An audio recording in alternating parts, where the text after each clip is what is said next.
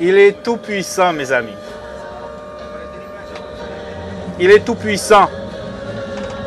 Celui qui est assis sur le trône, il est tout puissant. C'est le Dieu tout puissant. C'est El Shaddai. El, le mot El veut dire Dieu, a été traduit par Dieu. Il est tout puissant. Il a créé l'homme à son image. Dieu a créé Adam, qui veut dire l'être humain à son image. À l'image de Dieu. L'image de Dieu, c'est Christ, Jésus-Christ. Celui qui a l'image de Dieu marche selon la volonté de Dieu. Celui qui a l'image de Dieu marche dans les voies de la vérité. Parce que la parole de Dieu est la vérité. Celui qui a l'image de Dieu obéit et soumis à Dieu. Mais malheureusement, Adam a désobéi. Il a désobéi à la loi de Dieu. Il a perdu l'image de Dieu. Celui qui perd l'image de Dieu perd la nature de Dieu.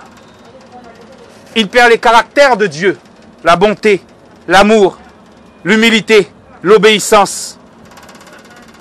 Et il a obéi à une autre image. La rébellion. Et l'homme est devenu rebelle à Dieu. Il est devenu rebelle. Adam, qui a été créé à l'image de Dieu, était fils de Dieu. Mais il a perdu cette image. Et depuis le jardin d'Éden, l'homme a perdu l'image de Dieu. Et à partir de là, tous les enfants qui sont nés d'Adam reçoivent l'image de la bête. Tu n'as pas besoin d'apprendre à un enfant de faire le mal. Il va faire le mal automatiquement. Parce qu'il a l'image de la bête en lui.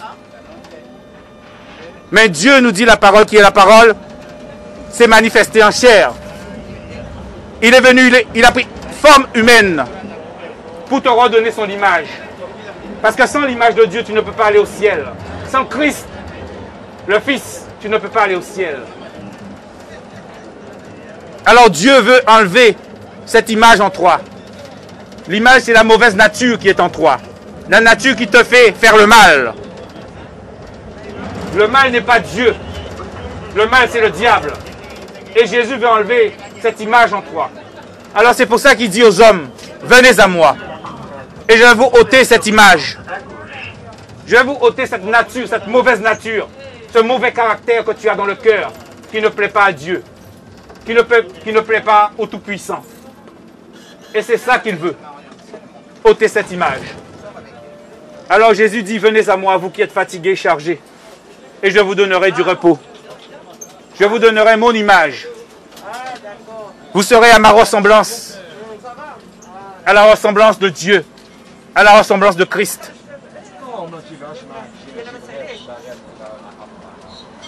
Mes amis, nous sommes dans les temps de la fin. Vous devez le savoir. Dieu a décidé de détruire cette terre.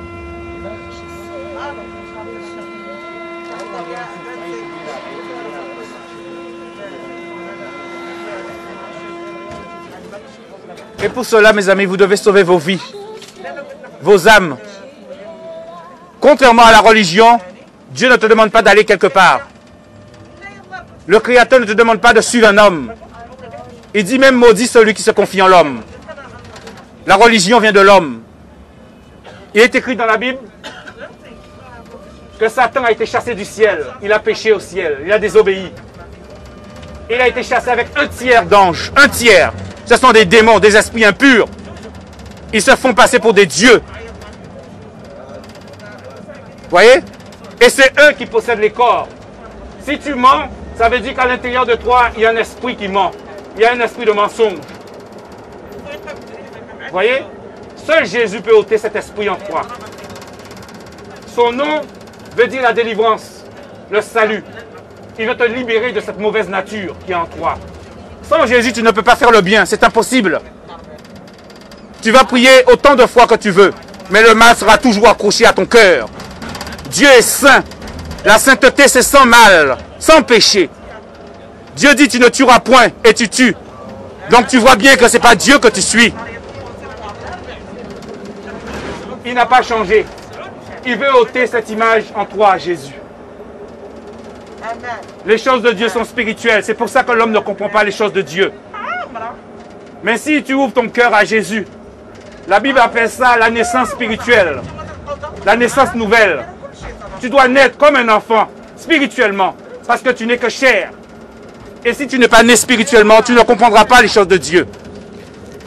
Comme Jésus disait à Satan, tu ne comprends pas les choses de Dieu. Tu comprends que les choses des hommes. Satan, c'est la mauvaise nature. Et une fois qu'Adam a désobéi à Dieu, il s'est trouvé sur l'autre chemin. Parce que la parole de Dieu, c'est la vérité. Donc il s'est trouvé sur le chemin du mensonge. Pardon, monsieur. Et automatiquement, il obéit au mensonge. Automatiquement. C'est indépendamment de lui. C'est cette nature qui est en toi. Mon ami, tu dois venir à Jésus pour que Jésus te dépouille de cette nature. Tu dois naître d'en haut. Tu dois naître spirituellement. Et pour cela, de tout ton cœur. Car Dieu regarde au cœur. Dieu n'est pas dans l'apparence des hommes. L'homme cache leur méchanceté avec un voile, avec un bon comportement. Non, mais Dieu regarde au cœur. Il sait ce qu'il y a dans ton cœur. Il sait. Et si c'est la méchanceté qui est dans ton cœur, sache que tu es conduit par le diable. Car le diable, c'est le père de la méchanceté. Le père veut dire l'origine. Le père veut dire le commencement. D'où sort la méchanceté? Et il est le père des menteurs. Alors mes amis, Jésus vous tend la main. Quel que soit ce que vous avez reçu, si votre Dieu ne vous parle pas, vous n'avez pas rencontré Dieu. Car il dit qu'il est le Père. Et s'il est le Père, il doit vous parler. Comme il m'a parlé, comme il parle aussi aux autres. Alors il veut te délivrer. Laisse-le te délivrer, laisse-le. Laisse-le le faire. Il dit rentre dans ta chambre.